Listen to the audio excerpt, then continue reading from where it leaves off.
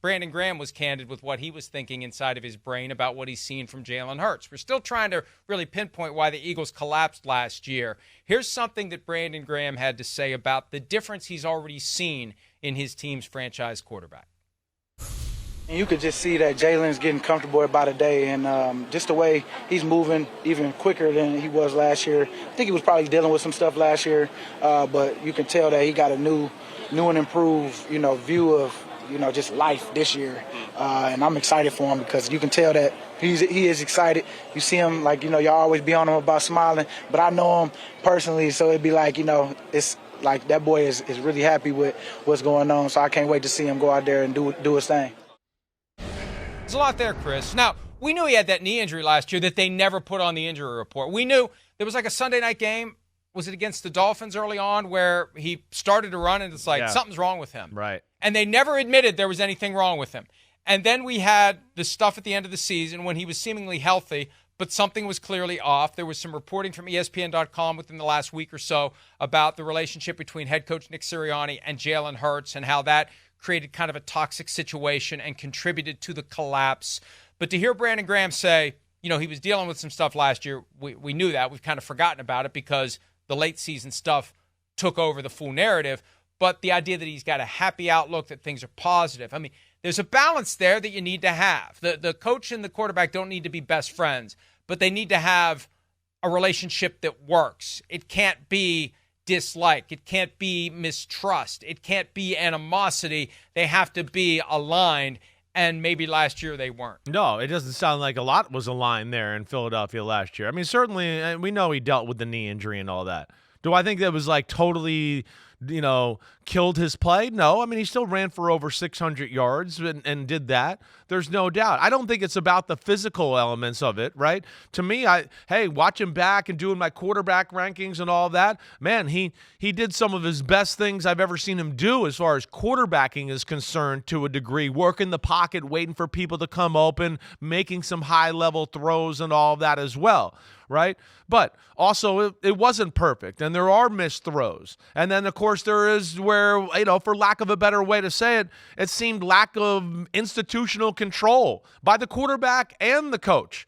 It both ways there. Whether it goes to the Seattle game at the end where he changed the route and the play, right, and throws an interception late in the football game. I mean, that's crazy to me. In the football world with a good football team and a team that's Super Bowl caliber, that's crazy.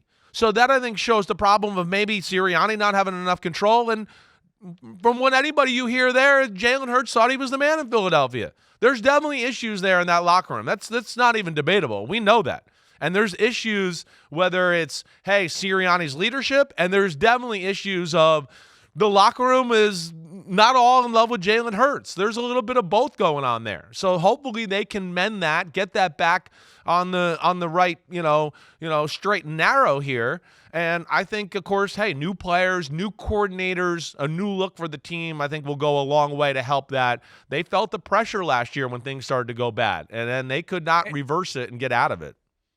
Usually when you have a situation like that, what you say is winning cures all. But they were winning last year. That's what's so strange about this. Right. They were 10-1 when the wheels came off. Now, it might be that when they got completely obliterated by the 49ers at home, when they were 10-1, they realized our record doesn't matter.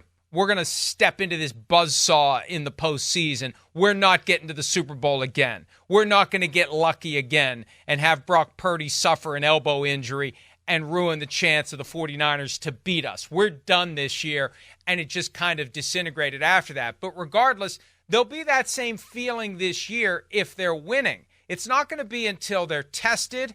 It's not going to be until they know they're truly an elite team, and they're going to have to withstand a potential late season collapse. I just think it's not going to be easy to hold it together if they simply come out of the gates and go 5-0. This is something that's going to be hovering over them all year long because we know that last year it was when they were at their supposed pinnacle that the collapse started, and once it started, they couldn't stop it. So we're going to be waiting for that. And I think that's part of the psychology that needs to be managed within the organization. That this isn't just we come out and beat the Packers handily in Brazil on the first Friday night of the season and all is well. It's not going to be all is well. Who knows when this season, but it's going to linger, and that cloud is going to hover. And no matter how well things are going, there's going to be that question of what's really going on and when's it going to surface like it did last year. Yeah, I don't disagree with what you said there. That's going to be in the back of their mind, right? The quality of how they play and how they win will do a lot of good to being able to kind of push that to the back of the brain. And I do think that's a little bit what happened last year in the fact that, yeah, they were 10-1, like you said, and all that, but had some games where they didn't even play good, and they kind of just got lucky and won. Whether it was Commanders, Dallas, the Chiefs game, the Chiefs should have beat them. They blew that. Really, Buffalo and Josh Allen blew it to beat them there. So I think they knew they weren't playing their best, and then they started to lose, and they were like, uh-oh, we really can't reverse this, and it all went out of control, not only on the field, but with the mentality and the attitude off the field to go along with it. And I think that, yeah, success, egos, everything got in the way there a little bit in Philadelphia. There's no doubt. Listen, you talk to people down in Philadelphia, they're going to tell you that, towards the end of when the Eagles were going to the Super Bowl, and then when Jalen Hurts got the big new contract, things changed. And I don't know exactly what they were, but it started to be a little bit like people in the locker room gave them the side eye and stuff like that. And there became definitely a little discontent between, team and head coach and team and quarterback. And as we know, that's a recipe for disaster. If that's the case, those are supposed to be your two sergeant generals that nobody questions. Everybody knows they're doing the right thing. So that was certainly an issue last year, and hopefully they fix that. Hi, it's Mike Florio. Thanks for watching PFT on YouTube. Hit subscribe for the latest news and analysis from Pro Football Talk.